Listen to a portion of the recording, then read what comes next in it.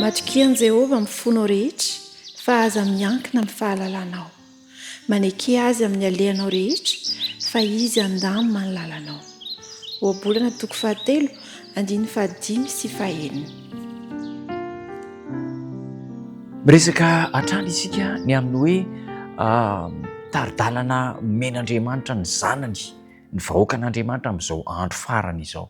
Ny olombelona rehetra mihitsy moa izany dia tsy inona fa afatra maika mahakasika ny fanavaozana ara-pahasalamana, réforme sanitaire, ary dia tena mahitsy mivantana mafimafy mihitsy ny afatra omen'ny taridalana men'Andriamanitra antsika izay miaina amin'izao andro farany izao, ka ialao ary izay manimba, aoka ialana izay manimba rehetra.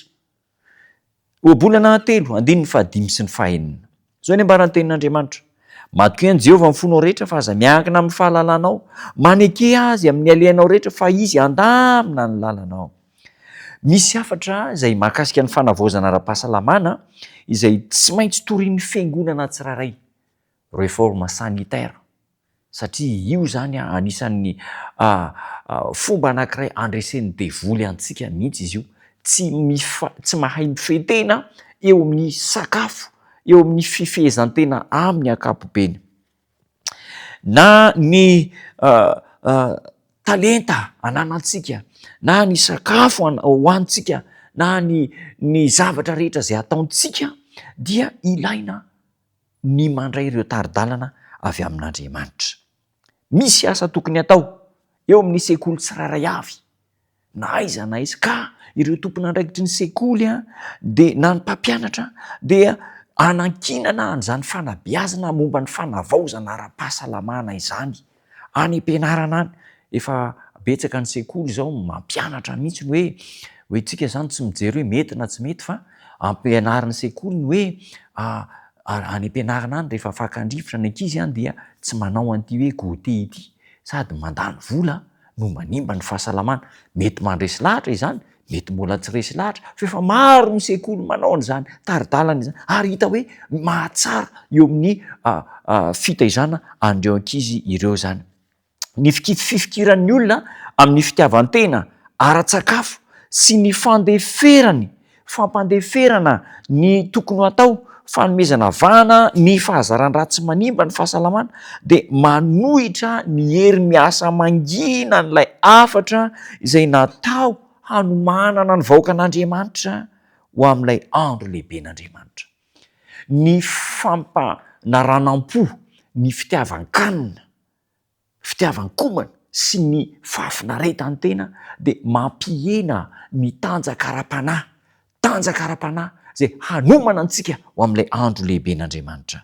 Raha te hahazo hery ny fiangonana, raha te hahazo hery isika rehetra, dia tsy maintsy mampihatra ny fahamarinana izay nomen'Andriamanitra antsika.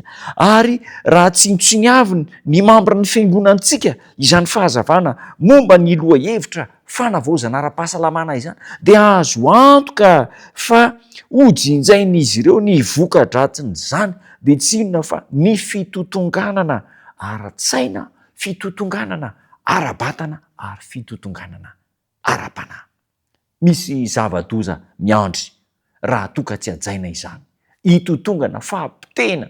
Ary rahantsika malala angefa ireo karazana aretina rehetra mitranga amin'izao fiainantsika izao dia vokatry ny tsy fanajana ny lalàna amin'ny feny sakafo sy ny vatantsika, ary dia tonga ny aretina be dia be ny maty sahirana, lany vola any amin'ny hopitaly ny fanafody.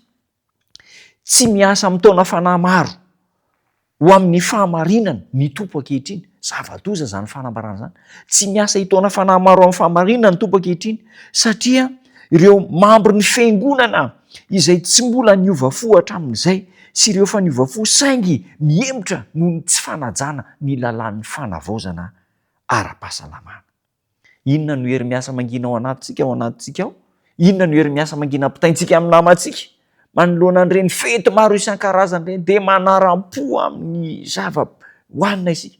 hoanina ny masira, hoanina ny mamy, hoanina ny matavy, hoanina daholo. Andramo ange misy ohatra anankiray zany ity apataiko amintsika, afangaro eo anaty vilany anankiray na ao anaty kaopy vilovia anankiray, reny sakafo hoanitsika any amin'ny fety reny afangaroy, ao ny masira, ny mamy, be de be ny mangatsika afangaroy de ao hoanina amin'izay. Holanitsika very reny sakafo reny raha afangaro, kanefa any amin'ireny lanonana ireny de zany no ataontsika fety aman-danonana. Aoka ny tsiraray samy andinika ny fomba fiainany, sao de misy zavatra manimba azy, manimba ny tena, kanefa leferintsika. Aoka samy hiala amin'ny fanaranam-po, tsy mahasalama eo amin'ny fihinana sy ny fisotro isika. Misy mandeha any amin'ny firenena lavitra mba hitady toetrandro tsaratsara koa, kanefa aiza ny toerana misy azy? Ao anatin'ny fitiavan-komana ihany. Aoka isika ampifandrindra isan'andro ny fiainantsika amin'ny lalàn'ny natiora eo am-panaovana izany, de minoa fa omen'Andriamanitra rivo-piainana vaovao ara-pahasalamana. Mila fifehezan-tena, ny herin'Andriamanitra hivavaka isika. Misaotra tombotsara fa mampitandrina anay ianao, manome avertissement mba hahafahanay mikolokolo ny vatanay ara-pahasalamana. Ampio zahay, omeo hery izahay, ampahita ho anay ny fahazavana tianao hitondrana ny fiainanay amin'ny anaranao Jesosy Tompo. Amen.